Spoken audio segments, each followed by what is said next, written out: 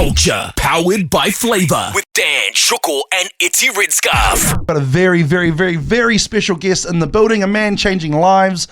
And I tell you what, he is an Auckland legend here in Tāmaki Makaurau. Let's give it up for Dave Letele. Buttabean. Thanks very much, team. Thank you for having me. Oh, brother, we appreciate having you here today. And I guess, you know, the big thing and the big story is what's going to be going down with the world's biggest boot camp. And, you know, tell us more or all we need to know. Yeah, well, thanks to Southern Cross Health Insurance. March 22 at Eden Park. We've got the... We're going to have it like an all-black experience, you know, like an international sports experience where you go and warm up. We're going to have all different health activators there, some stuff for the kids. And then we're going to be going out onto the field. We're going to have a pohiri there.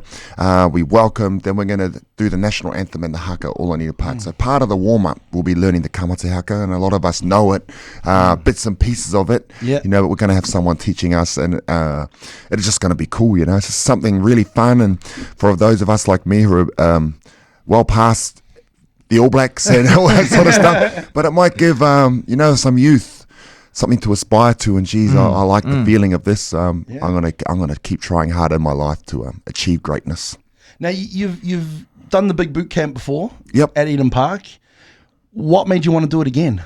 Oh, it's just such a fun event, you know, and it's just for families. And for me, it's like, geez, if someone can make their day one and that day one happens to be on Eden Park, you can't beat that, you know. Imagine in a few years' time you're telling your kids, oh, you know, I started my health journey on Eden Park. It's just an inspiring thing to do. It was really fun last year. It is a lot of stress organising, but it's just raising awareness. And we have to keep raising awareness for, you know, obesity, especially in Māori and PI, but all of New Zealand, third most obese nation in the OECD. Youth suicide, highest. We're raising awareness for all of this because it's all linked. You know, health, not just physical health, but mental health. How'd the idea come around first time around? I was at a men's health meeting with Nick, who's the CEO of Eden Park.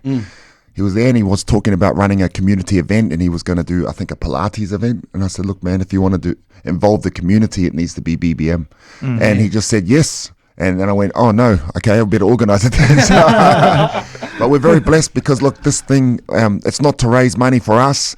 It's purely, it costs us money. So we're very blessed with some good sponsors to put this event on. And it's all about raising awareness for all of these issues that are affecting our people. For those that aren't fully aware of your journey, because your journey is an inspiring one for a lot of people, Pacific Island, Māori, European, doesn't matter, the journey that you've gone through. Tell us a little bit more about that. Where did it all begin for you? Oh yeah, it's been a roller coaster life, but I think that I've been through all these ups and downs so that I can help others. But basically 5 years ago, I lost everything. Moved back and, you know, without my family, not 1 cent in my pocket, living on my sister's single bed, my niece's bed that I couldn't even fit on, staring at the roof thinking, Jesus, this it, surely my life's I'm meant for more than this. And I got up and I got to work. I went for a walk and stopped drinking fizzy drinks, you know, ended up losing 100 kilos, kept it off. And on the way, because I was fighting on Joseph Parker undercards, even albeit I was a bit of a sideshow and circus act, I was starting to get people messaging me saying, how am I doing this? What's the secret? We all want to know the secret, but they're shocked when I tell them to stop drinking fizzy drinks and go for a walk. So that's all it is. And we started a massive group called BBM Motivation, really a place where people can belong to something positive. People belong to it. They feel safe, and we guide them through their journeys, not just physical health. It's so much more. It's, you know, it's being happy. Because the character Buttabean was a bit of a heel, I think is the wrestling term. Yeah, wrestling a heel, bad guy. Yeah, a bit of a bad guy, but the message and the journey you were going through, I think it was one of those times where it didn't matter if you're a good guy or a bad guy, or whatever you were doing promotionally, people were seeing the change physically, the change mentally, and through that you were starting to inspire people. It was crazy at the start. I mean, I was getting death threats, you know, at the beginning of the boxing. Really? Yeah, I was getting the power of social media. Right? You know, people were messaging me that they'll send me rope to hang my family. It was really tough times. All the while I was in a community home on a mattress on the floor, you know. That's where I was.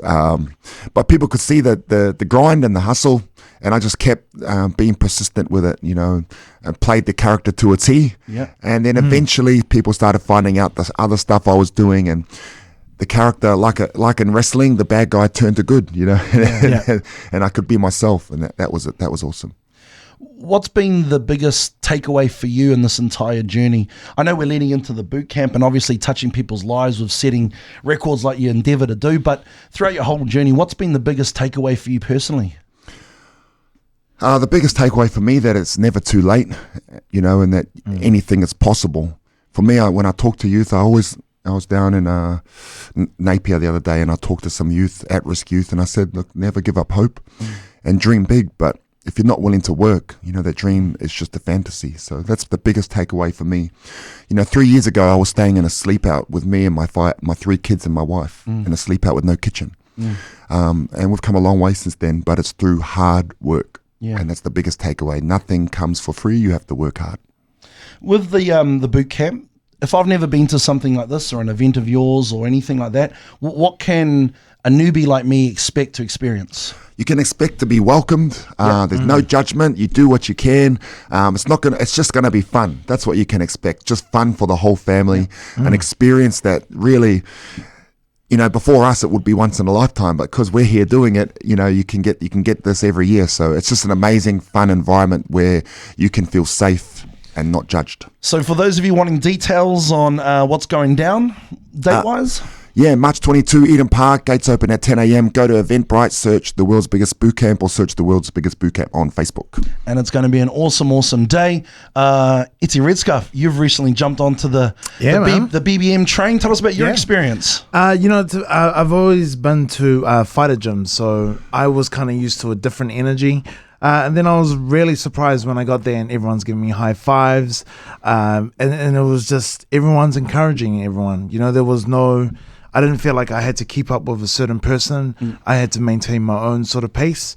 And I just didn't feel, at certain other gyms, you feel like a judgment. You feel like people are looking at you or wondering how many reps you're doing. Where over there, it was it was really good. It was really uplifting. And I think for those of you that are either listening to us on iHeartRadio or on Flavor that haven't seen us on video, we're bigger guys, So we understand the judgment of going to a gym. Yeah. I mean, I can tell you now, I live out in Maraetai, and I'm quite lucky that I've got a 24-hour gym out there, because you worry about the expectations that you've got to meet to be in the gym, whether the workout you're doing or how you look and things like that. So, what you guys are doing and what your BBM journey and what's created for people out there, it's awesome. And so we're greatly appreciative of you, Dave, because I'll tell you what, you are an absolutely inspiring legend. Thank you very much. It's an amazing feeling to be able to help so many. Hey, and that's all we can ask, man, is to help other people. The world's biggest boot camp going down March 22nd, 2020. Eden Park, gates open at 10 a.m. Very big shout out to Southern Cross Health Insurance and, of course, the good people at Eden Park and the Eden Park Trust. Eventbrite.co.nz. All the other information you need, just search World's Biggest Boot Camp. The heel that you used to play, the heel character, Buttabean. How did that all come about? The Mighty Brown Buttabean. The Mighty Brown Buttabean. Well, first of all, the name Brown Buttabean. When I first started, there's a famous white boxer called Buttabean, who's quite a fat white guy. I was a fat brown guy, so that's where I got the name. They called me the Brown Buttabean. I remember him, but he was like a legit super heavyweight. He's a legend. He's fought all the top guys, but that's where I got my name from. But the whole premise came from, I was over in Germany.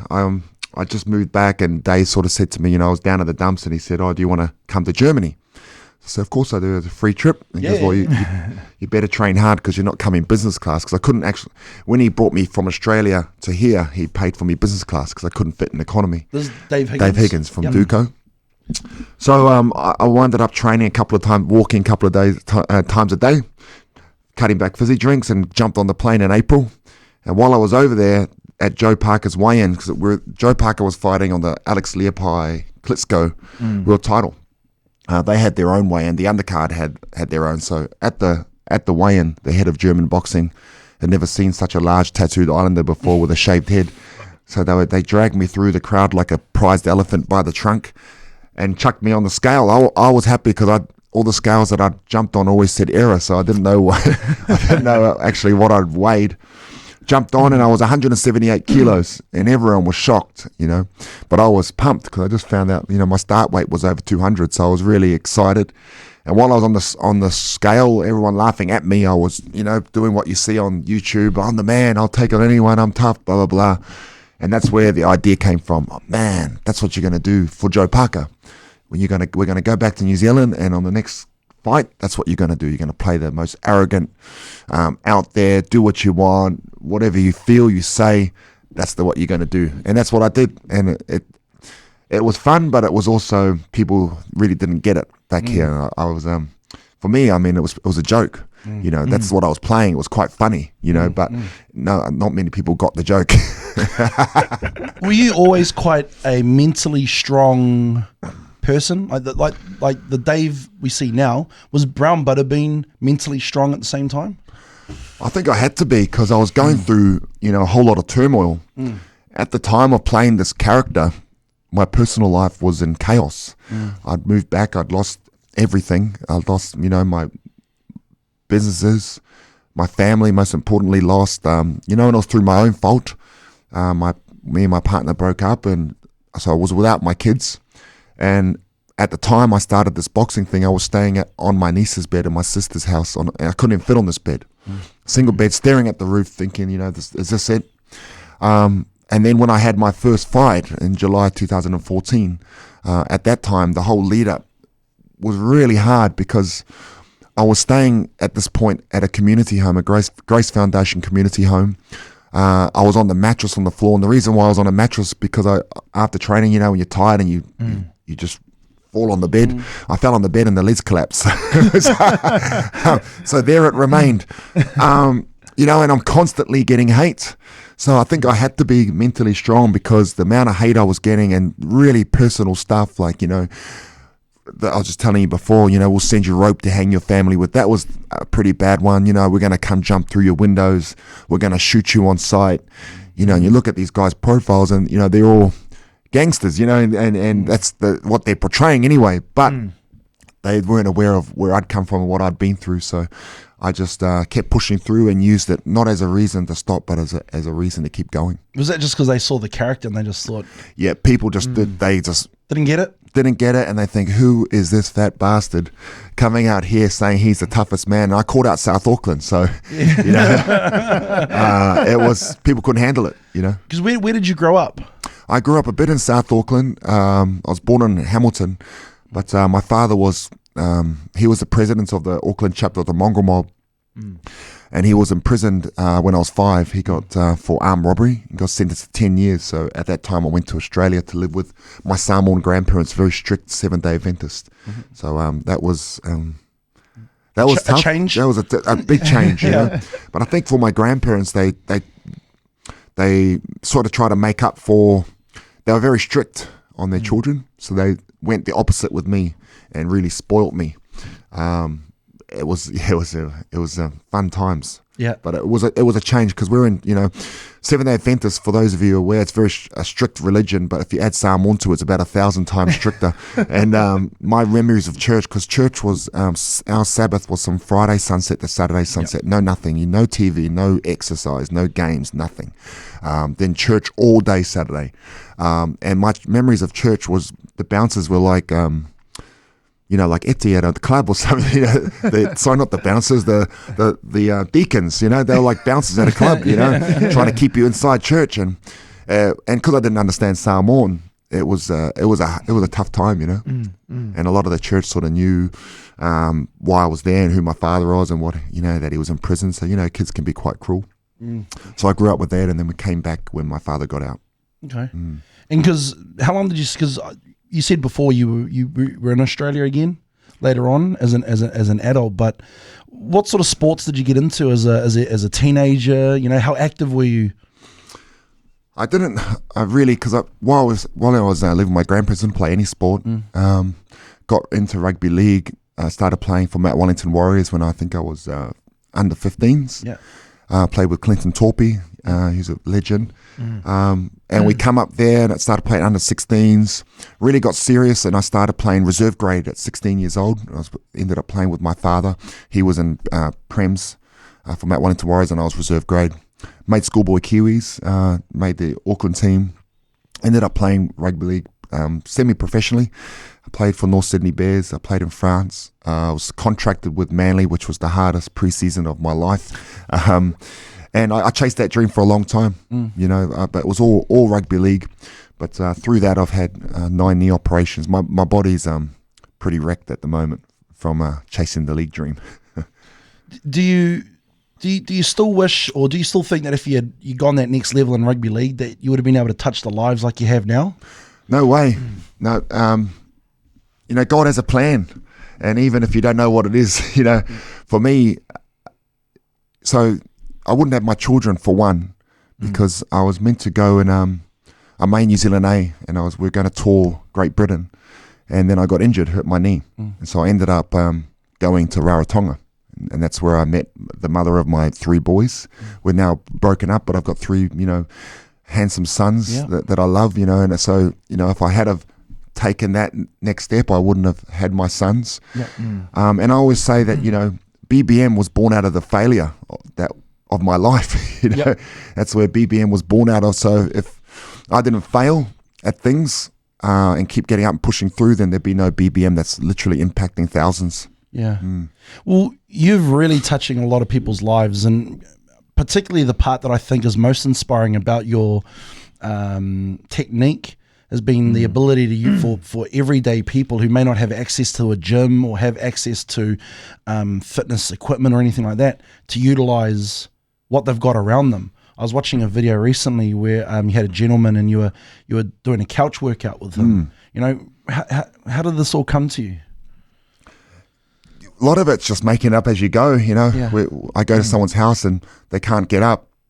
So it's just working out exercises that they can do on the couch, and it's real basic stuff, just regressing what we do standing up, or just utilizing, like, there's one time we had a broom handle and using it as a bench press, but I just saying, look, stop me from strangling you. So, he's trying his hardest, and it got his heart rate up, so it's good. And that's how we've got a program called From the Couch that we do at our headquarters, where we built a massive bench where people can come in and sit down and work out. It's a 6-week program, and our first one we've just done, they're all off there now. They all can stand and work out, so we get them moving, but it's mainly the main focus is around nutrition and mindset and surrounding them with good people. Because you hear a lot of people say that it's sort of 80% the food you eat at times. Is that the same sort of theory with your program?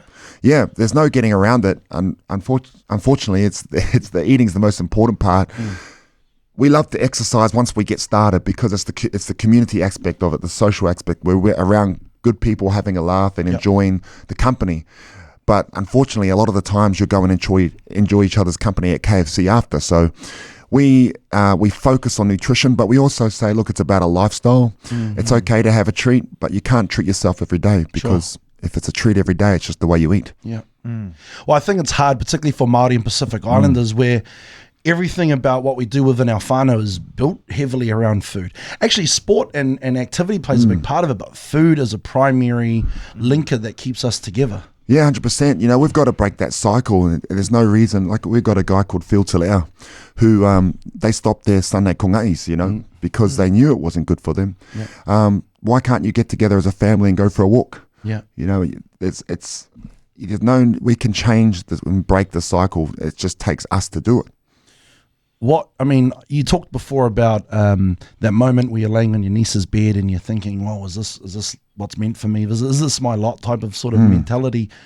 What really changed for you? What was the key moment for you that changed your direction and said to yourself, I want to do more. I want to, be healthier. I want to get on a better journey. There's been 2 moments where I've had that and hopefully never again. The first one was when I put a steak knife through my chest, back when I was 21, when my father went away again, didn't learn his lesson, went away again for cultivating marijuana. And I was very angry. And I remember I went to hospital, and I'd done psychology at uni, so I could talk when that thing like that happened to you. They send a psychiatrist around to evaluate you, so I could talk their language and talk my way out of it. And I remember being on the doorstep. At this stage, I was living at a tini house in Mangere with a whole heap of other guys. And I was just sitting on the doorstep thinking, man, is this same feeling I had laying on that single bed? And all I did and there's no secret to it, is I got to work. You know, I just done something about it, and it doesn't have to be a huge step, but it just has to be a step in the right direction, you know, from that doorstep. That's when I ended up playing rugby league, you know, in North Sydney and in Australia, in France. It was from that doorstep. You know, only a few years later, just got up and got to work. I just got myself out of the situation I was in, got surrounded myself with good people, and got to work. You know, that's what we need to understand, that nothing is going to happen if you're not willing to work. On that single bed, again, I was feeling very sorry for myself, and I literally wanted to kill myself every day because of what I'd lost, and I couldn't believe how I'd managed to stuff my life up so much.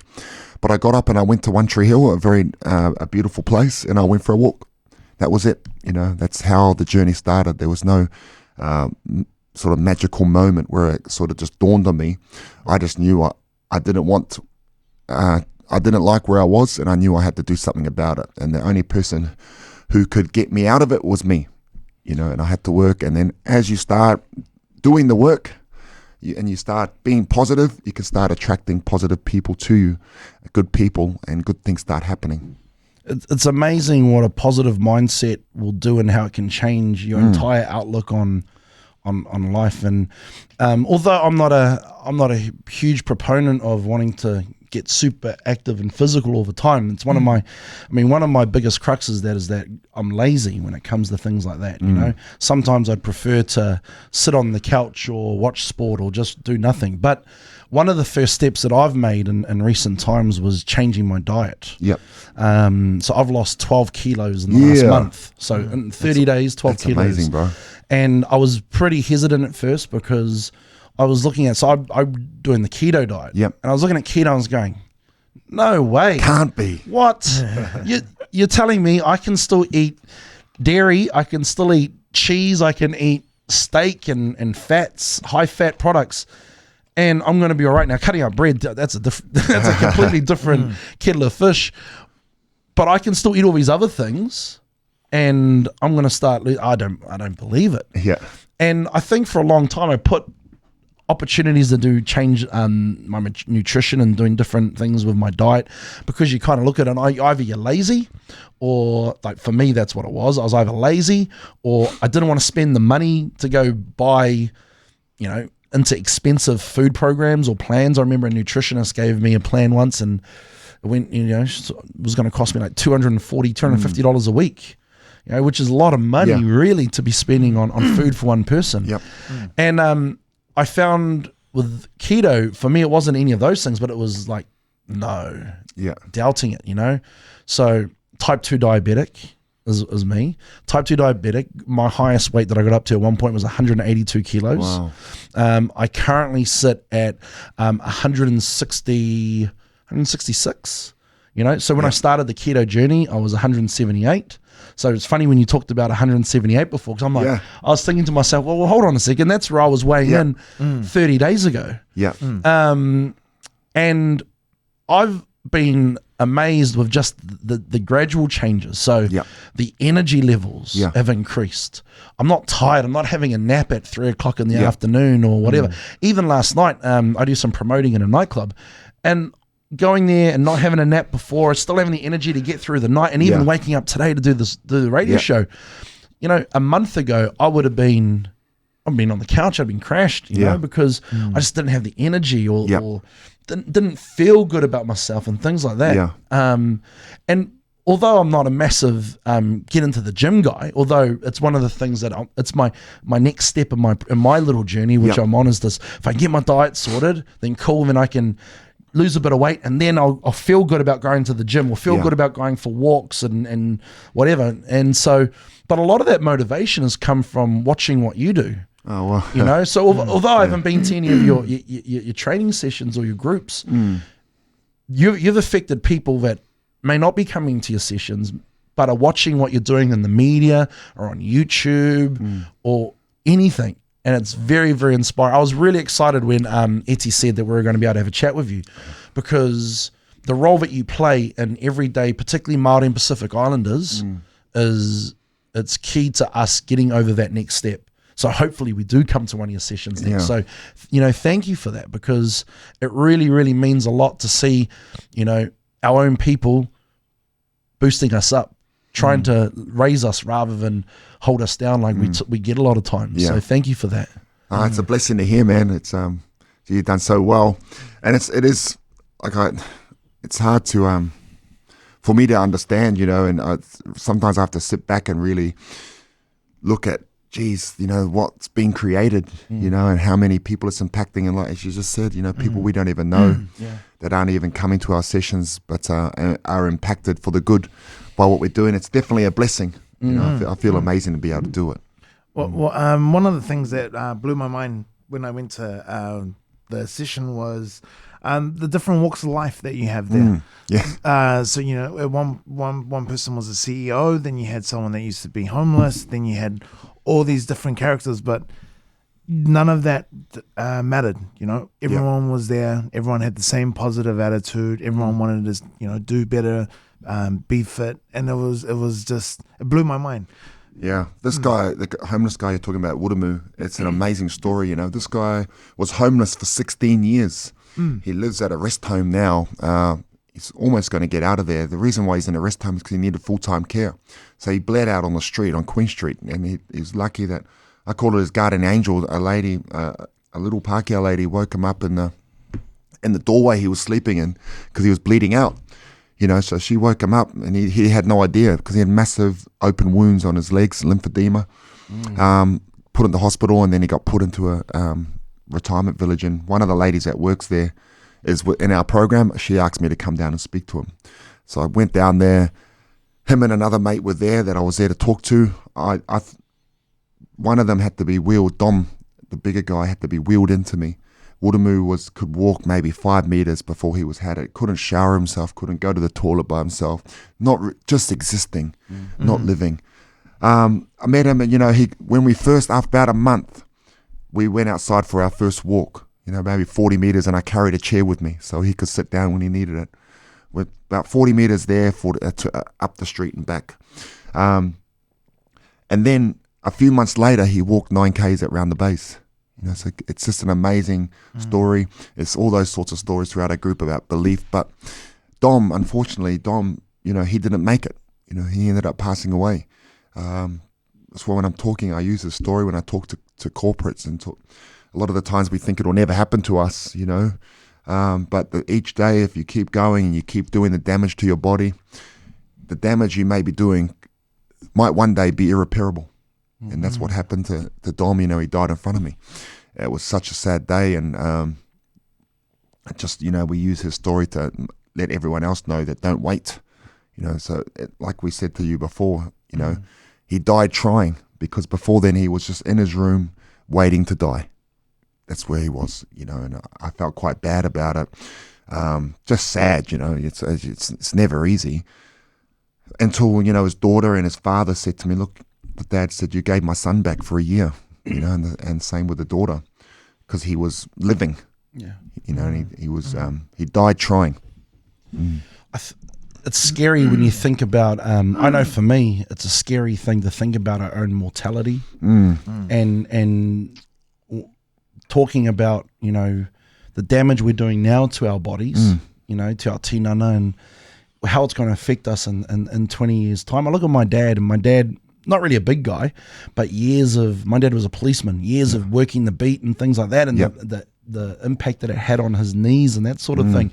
Then I think about it, and I take a look at me, and I'm going, well, hold on a second, I've got like, at one stage, 60, 70 kilos on my dad. Imagine what the impact that's going to have on me now. And even I'm 38 now, and I can feel the aches and the pain, so I completely relate to the thought of, you know, where we're going to be in 20 years' time. God willing, for some of us, we make it that far. Yeah. Everyone, you know, we're always thinking that it won't happen to us. And, you know, I've gone to visit so many people in hospital where their family will contact me on Instagram or Facebook to come try and help motivate their family members. And I'll go there, and, you know, these people will give anything for a chance to go back in time to start, you know, but it's too late for some of them. Some of them have never made it out of hospital. You know, I went to visit someone at the Auckland hospital. he needed a heart transplant, but had to lose a certain amount of weight before he could get a heart transplant. Met him Monday. We talked every day, trying to help and just, give him some positive thoughts. He texts me Thursday saying, the doctor's just told him he's gonna only got a few hours to live. So I called him. What do you say? It's so hard. So I rang him and I said, look, man, be positive. He just he's a born again Christian. So I said, look, just know that this is not, this is only part of your journey. So if you do pass on, there's something else for you. But I said to him, this is not it. You're trying to keep him upbeat, and then the next day I get a call from the hospital saying he passed away. So we've got a lot of the times I hear we don't have the time, and we're too busy, with work or anything. But you've got to make the time. You've got to make the time, because without your health, there is nothing. Yeah, 100%. There is nothing else. If you don't have your health, there's nothing else. You can't help anyone if you don't have your own health. What protects you? Like with all these sad stories that happen, how do you keep yourself in check, and how do you keep fighting the good fight when these losses they're so real, and this is not like a fight in the ring where the opponent gets back up, hits a shell, and carries on. So how do you stay fighting that good fight? Man, it's really, we've lost a few members just through life, and it's always hard. It's just hard, man. For me, I'm very lucky. I have a good family that I can talk to, and I've got a good circle. I keep my circle very small. I think that's important. When I talk to youth, I said, when I had a lot of money, I had a lot of people around me, but when I lost it all, there was no one. No one. So all I say now is those that are around you when in the bad times, they're the ones you surround yourself with in the good times. And I'm very blessed that I have people I can talk to and just get things off my chest without any fear of judgment, And I spoke to Mike King about this just before Christmas, because I do get down and it is hard, when you're carrying a lot of weight on your shoulders, but you also have your own life, that things get tough for you. So I asked him, I said, I just need some advice, man. What do I do? I'm feeling quite down, and at the moment I'm feeling like, it's like a burden on me, what I'm doing, and I'm just, this is just before Christmas, and it was so busy. And he just said to me, man, you've just got to speak to a counselor at least once a week. That's what I do, and just unload, and just unload everything, and also understand that it's not a burden because you're saving lives, and that not many people can do what you're doing. So take it as a blessing and change your mindset around it. I was going to Fiji. I'd done a speech for Hello World, and they gave me a trip to Fiji for me and my wife and one of my sons. The other boys were in Raro, and he goes, "Where are you going next week?" I said, "Fiji." And he goes, "And what the F do you have to be sorry about?" I went, "True." so it's all a mindset, It's just trying to change that mindset and how I look at stuff. I have to constantly battle with it because I get quite down a lot, and depression to me never really goes away. Most of the times I feel good, but there are some times where I feel really, really down, and that's hard when you feel down but you have to lead and be up for others. So what I do is I be open about it to our group. I post about it. I tell people, geez, I'm not having the best day, whatever the case may be, and then the group gets around me. That's the beautiful thing about our group, BBM. You talked before about Mike King. You're a mentor and a guide, I guess, on this journey for a lot of people. But who are the people that motivate and mentor you, or played a role in who you've become? Oh man, Jesus, there's a lot of people that have played a role in getting me here. Mike King's definitely one. It's funny with Mike because I met him when I was doing the boxing stuff. And he used to give me one-liners to say, being a comedian, He would give me, the funniest one was when he said, you need to say taking a SWAT team. Taking a SWAT team with you and say, these guys aren't here for my protection. They're here for all of your protection. So I did. My weigh-in at my Kalini rematch, the match that I lost, I fought him again. And I met the SWAT team. King Kapisi was one of them. And I had one of our friends was actually an ex-military guy. He brought all the gear. So I walked from Aqua Cafe at the pools to Danny Doolan's with this crew, and they stopped traffic on the road, and I'm walking in. Like I said, I played the character, went into the press conference, and it worked. Everyone just stopped, and everyone would have thought Joseph was there, but it was me. All the media just come around, and then I said that line, and everyone just, and it made the news, Yeah. So with Mike, now he gives me advice on life and on how to, around my movement and trying to access funding and different ideas and where to go. So I definitely call on him a lot. And there's guys like Rob Campbell, who's the chairman of Sky City. I met him at a charity event, and Kevin, he was there with Kevin Mialamu. I wanted to get a photo with Kevin Mialamu. I was speaking with Kevin. And then Rob said to me, I'm worried about my wife's worried about my health. I said, why don't you put down the pie and the wine, and we'll start tomorrow. And we did. And turns out he's got a lot of connections. I didn't know who he was when I met him. He's now someone that I go to. I got my uncle, got my parents. But from the beginning, when I moved back here 5 years ago, when I was staying at this community house, there were certain people that just were there, like a guy called Mike Liao from Super City. He worked at Super City Gym. This guy would turn up at my sleep out because I'd have no money. He'd come and he'd give me $50, or he'd come and drop off some food.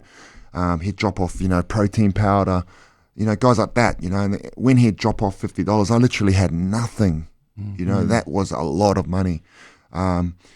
He would always support me. Then there's, other guys like, there was a guy called Lincoln from Code Security who would, just buy tables through me for Duco, and I'd get to keep the commission.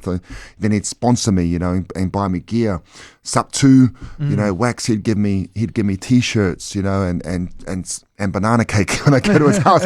A bit of counterproductive. Big shout out to Sub 2 as well, because they look after us as well. So he grew up with my family, so he looked after me. But the first gym that I went to was a guy called PJ and Amanda from Habitat for Fitness up in Kingsland. I played league at Marewa Marlins with PJ, and when he saw me, he goes, "Man, what the F's happened to you? What's happened?" I was massively overweight, and he just opened Habitat, so they're very busy. They're still, pretty much trying to build it. And he said, "I'm gonna help you. You just turn up. You just turn up, and I'll help you." And he guided me through that first part of my journey, and invested a lot of time. Like I was there every day. And we got to work, and he was him and then Body Talk, another place in Newmarket.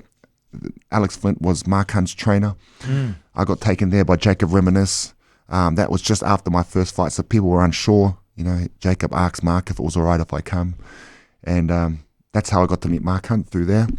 But they let me train there. I didn't have any money. They always supported me in my fights and my camps. So people like that are the reason why we give back in BBM. Because all of these people that got around me saw something that I didn't see, and supported me through the journey. So that's a big reason why we give back, and everything we do is free, is because I want to help the people like I was helped. That's the reason. Talk to us about setting up BBM. So you've gone from your journey of being this boxing personality, media personality, people know who you are. You've moved on from this heel character to the point where you're now starting to, your journey, your story, physically looking at you is now starting to motivate and inspire people without you even needing to talk any narrative around health and fitness. What led you to setting up BBM? You talked about some of the motivating people which helped you there. And how hard was it to get set up and find funding and all that sort of stuff? Oh, man. Don't get me started about funding. Look, it was really hard. The reason I started BBM, I started off as a Facebook group, Buttabean Motivation. It was a place I could send people because I was getting a lot of messages, like I said, about how am I doing this. So, but publicly in all my other social media, I was still, an asshole, so I was still playing that character. So I sent them to a place where I could be myself, and that started off with just me, and now it's almost 14,000 members. And from that, I got asked by my father-in-law if I can help his friend who was quite overweight. I said, no worries. So we turned up at Trust Stadium and just trained him, and then I thought, we should see if anyone else wants to come. So that's where we started our boot camps. We started out west with like 3 people. Out south, I was training a lady, PTing a lady at her house, and I said to her, look, I'll do this for free if you let me invite others. So I put it in a group on Facebook. We had a handful of people in her driveway. We quickly outgrew that driveway to a park next to her house, outgrew that park, and then we went into big parks and to school halls and council halls. And that's how we started the group. But what I realized is, because I always wanted it to be free, is that how am I going to survive? And to be honest, because you need to survive to be able to help other people. Man, you've got, like I said, to be able to serve others, you've got to be okay. And so we started. The whole funding stuff really just come about sort of organically, I guess, just as I was fumbling along.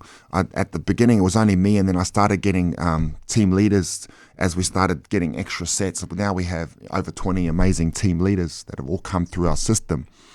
I started going to different, meetings with council or any funding agencies, but I quickly realized that I needed help. Because that's not my strong suit, So I go there and I'll say, where's your data? I said, what do you mean data? Yeah. Do you not follow me on Facebook? That's not what I would arrogantly say, but I'd get quite angry with the system, and that's why, it was detrimental to us. So I was very lucky. Now I've got my uncle, who was actually the CEO of my enemy, Restaurant Brands, who's the KFC. I shouldn't say my enemy. He was the CEO of Restaurant Brands up until, I think, midway through last year. With Restaurant Brands was KFC and Pizza Hut, all those things that we overindulge in. So now he's seen the light, and he's come and working for us. So he's a lot more used to dealing with bureaucrats than I am. So now I'm building infrastructure around me. I've got 2 full-time, soon to be 3 full-time workers, and they're the ones who there is a lot of money out there, but you've got to know where it is, and you've got to know how to. These days, and this is what frustrates me about the whole funding. It's who can write the best proposal, and who has the staff to sit there and apply for applications. You just got to apply. I went to one guy, and he was making like $500,000 a year through funding. And I said, how are you doing this? And then he took me down there and showed me. And he's just, all he is all day on the computer. And I said, but I can't do that, because I need to be out there with the people, and we need to lead by example. So it's very frustrating funding. Slowly, we just been signed with Alliance Health Plus. And again, all of this is just organic. I'm on LinkedIn. I saw the chairman of Alliance Health Plus is the Samoan guy, and I saw him like some of my stuff, connected, messaged. We met a couple of days later. The next week, we met the CEO, and then we signed with them, and they've started supporting us financially, because they see what we do works, and that it's especially for Māori PI, it's one of the only providers out there that actually works, and that people will stick to because they believe in it. Yeah, that's the thing. There's a lots of things that work, but for it to work for certain people or for anyone, you got to believe in it. That's the positive thing, good thing with us, is that people believe in what we do. Did you find, because you had to learn parts of the funding process, did that put pressure on you and your people to get better systems in place and foundations for like, and you talked about it being infrastructure for your organization? When you go to some of these meetings and you're asking, for a lot of money for you, not much for them, but it's still a lot of money. To me, they would have looked at me and seen just an islander training other overweight islanders in a park. That's what they would have seen. So if you want to get serious money from these guys to help you help more people, they've got to look at you and see, okay, this guy, yes, he is who he is, and he says what he says, but he's also got an organization around him, and infrastructure and good people, So I've got Rob on my board. I've got my uncle Ulla, who's got his commercial background. We just got infrastructure now, and to me it sucks that it has to be like that, because what we do works, but that's when they're looking at it from the outside, that's what they want to see. But it's bullshit to me, because the amount of studies, they're going to get me started. No, you The amount of studies and all this research that goes into childhood obesity and obesity, it's crazy. We already know the problem, and BBM is a solution. So instead of paying for research, support, go into the community. It's not just BBM, there's others. Go into the community at grassroots level, see what's working, what's making an impact, and support it. The stats are there visually. We're looking at the stats. Yeah. You're a stat Yeah. of what can be achieved through a bit of hard work and a little bit of dedication and guidance and strategy. Yeah. That's the stats. Yeah. But it's just crazy, and you've got, Auckland Uni spending, I think, $6 million or whatever it was on their Vice Chancellor's house. Yet just imagine what we could do with a portion of that, It's just the DHBs, the frontline people understand what we're doing. They understand it works and they want it. But the bureaucrats behind the frontline people that tick the boxes and make the decisions, they're the hard ones to crack. And it's going to take time, but we'll get there, especially with the help of Alliance Health Plus. one of the interesting takeaways from the chat we just had was how we talk about the bad side to social media, all right, and the negatives that social media creates. But there are positives, and one of the positives has been the growth of BBM, because you talked how it came out of social media to begin with, your Facebook page. Yeah.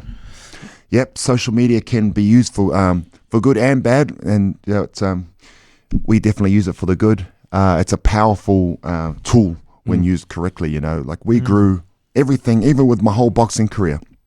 I didn't have a big marketing spend from Duco behind my my character. It was all played out on social media, and played the bad guy and did all these different skits, and then that's morphed into a Facebook group, which is positive. And then I've just turned my athlete page into just another form of Buttabean motivation, but it's public. So it's really powerful. You can reach so many people. It's hard because my phone, the messages I get, sometimes I'm real scared to open. Once I open and engage, I'm in there. And when you get people that are wanting to kill themselves, or just down in the dumps, or it's so much. That's why we need to be everywhere, because it's just there's a lot of issues out there. There's a lot of issues. Talk about Dave Higgins for a second, because I think Dave Higgins gets a bad rub of the green by the media. Yep. But he's played a really important part in your life and your journey. Yep. So talk about Dave, how you met Dave, and some of the other things, because people don't always hear the inspiring stuff when it comes to Dave Higgins. They think of the boxing promoter, but talk to us, if you don't mind, a little bit about Dave. Dave's a great guy. He's out there, but a lot of really successful people are. Some people would say I'm out there. You're definitely out there in a good way, though. Yeah. So we met at school. He was a poor white guy. I was a poor brown guy. So we met at Selwyn College. Yep. And we've known each other since we were 14. We're both 40 now. Just a couple of the stories. He's always been there for me. There was when I talked about that time when I put that steak knife through my chest. He was there. He was there when I did that, and he was one of the first people to call me. And he would say, "Look, I was at my mum's house," and he'd say, "Man, what are you doing?" He just was there to listen and to talk to me. And we always kept in touch when I went to Australia with what I was doing. We're always very close, And when I came back here, he brought me back from Australia. I didn't have any money to come back here, and he brought me back for the first ever NRL Nines, and I was just a mess, at Eden Park. I didn't even want to watch any games outside because I was so hot. You know what it's like. You're just sweating all the time. I was watching VIP, drinking, just carrying on, and I'd just do anything anyone would give me because I just didn't care. And then at the final after party of the NRL night, were you there, Etu, the first one, 2014? It was so hot. It was in New Flavors, that nightclub that they owned there. Alan. Club 52, I think. Yeah, it was before he owned it, but I think I forgot that Monte Cristo or something like that. I don't know. Yeah. But it was hot, man. It was hot in there. I had no shirt on. Everything was hanging out, and I was just wasted. And Dave said to me, "You need to move back here, and I'm going to help you move back, but I'm not going to, you know." And he did, you know, and he gave me that chance, and he really gave me a lifeline, you know. And what he said to me, you know, when we caught up a couple of weeks ago, is that he's helped a lot of people, but those people, most of them have never gone on with it. You know, so he gave me an opportunity, so I made the most of it. I didn't want to waste it. You know? And this one thing at Dave is he's loyal, and he's there for his friends. You know. One of the things that you said that I picked up on was you had to change the people that you're with. You know, make the correct changes and put the right people around you. For those that are stuck in that rut and don't know how to make that change and may not have the positive people, what would your advice be on that sort of process? Yeah, first join BBM Motivation on Facebook and Good people. Yeah, good people. Look, it's hard, man. When I talk to people, a lot of the times you'll be at the start. For me, I was alone a lot. You know, when I talk about I had good people around me, you know, I had to do, you know, I was alone a lot at the start, you know, but I didn't mind that, you know, all I say is that, you know, you can't force it, you know, and it will happen. It will happen, but it won't happen if you're at home feeling sorry for yourself. You know, you've got to have that positive mindset. You got to put out positive energy, and you just got to start doing good things. You know, as you start doing good things, you'll start meeting different people from outside of that normal circle that you're in. And you have to, I said to Phil, when we first started, Phil has lost 140 odd kilos. And I said at the very start, you know, any people that are inviting you out to eat or drink knowing you're nearly dead, you need to cut them. And if they are truly your friends, they'll support you. You know, if they don't support you, then they're not your friends. And so you have to make that cut, start being positive, and then doing good things, and all of that stuff will come to you. You know, it just takes time. You know, and don't force it. You have to surround yourself with people that love you, not that you love. It can't be just one way. They have to love you. You know, so always think about that. You know. Because if those people, if they love you, they'll be there for anything, and they'll support you and drag you up, and they'll also tell you some things that you might not want to hear. So from the NRL Nines 2014 at Eden Park, full circle to the boot camp, the world's largest boot camp at Eden Park, 22nd of March. Yeah, the first one was last year. I tell you what, I was really emotional that day when I was standing on Eden Park before the crowd came in, because I remembered what I was getting up to up in those stalls, you know. And I just thought, man, this just shows what's possible, you know, to people out there. And I'm open about it when I talk to people, the mess that my life was in 2014 at Eden Park. Just to come back here and then to lead thousands, it shows everyone what's possible, and that there's hope. But, you know, if you're willing to work hard, you know. And what were the numbers last year? We had almost 3,000 last year, so we're hoping to get 5,000 to 6,000 people this year. But I'll be happy if one comes. Yeah. Really, you know, people see our big numbers of our boot camps, and lots of trainers will message me about seeing the big numbers and they wanting to start. It's hard, you know, because I'll say to them, look, if only one person comes, you still have to give the same energy to that one person you would if you had 100 people at your boot camp. You know, so for me, if I can help one person, that's plenty. Well, it's an awesome mentality to have. You're an awesome man. You've done a lot for our people, and I don't just mean Māori Pacific Islanders, but New Zealanders. And you know, it's been an awesome hour spending time with you, having a bit of a chat about your journey. So thank you very, very much. Looking forward to boot camp. Yeah, no, 100%. I'll be there on Tuesday. So if those who are in Auckland, make sure you make 6 a.m. at the museum. Yep. Awesome stuff. Brother, thank you so much. We really appreciate your time, appreciate your journey, and that's Kulture. Thank you very much, team. No Cheers, excuses. Brother. Yeah.